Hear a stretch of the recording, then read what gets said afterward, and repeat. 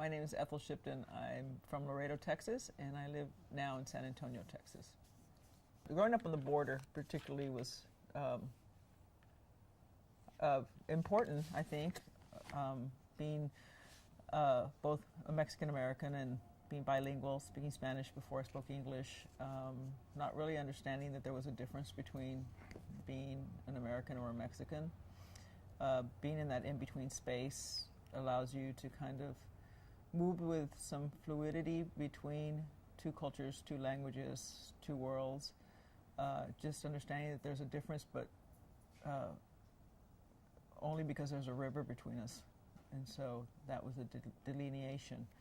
Until I went to college in Austin, I had never really heard a Texas accent, a true Texas accent. And so it took me a while to understand what people were saying sometimes when they maybe were from deep West Texas or East Texas, because then you realized you too had a dialect that was different from other parts of the world or other parts of the state. My grandmother Palacios was a first grade teacher, and she was talented. So in a lot of ways, she didn't draw or paint, but she did practical things like upholstered her couch, and she knew how to do that, and she knew how to sew, and she knew how to do all those kinds of things that were practical but still creative.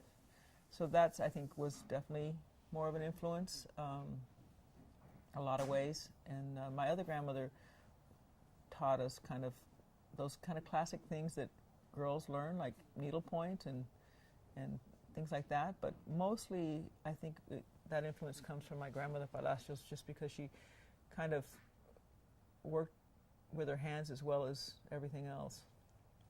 For instance, I started with the basketball backboards, and it was called chance because you no longer could use the geometry of the way basketball works using the backboard to bounce a certain way. So you were taking that all away. So now you only had the idea of chance to get it in the hoop. So I, when I say, I guess, softening the world was the automatic because it's upholstery. But quite frankly, I was giving it a sense where you had to just rely on yourself with that particular, the backboard. Everything else was also, when I did the skateboards and everything, suddenly they could still roll and everything, but suddenly you had this cush. I often work with just one word and then go off of that. Well, this word was given to me, so it made me start to think about it. And so so I'm playing around with sports equipment again and redefining it. So we'll see what happens. I'm playing with these mirrors, and I'm going to play with some AstroTurf, and I'm not quite sure what else, but yeah, I can see them.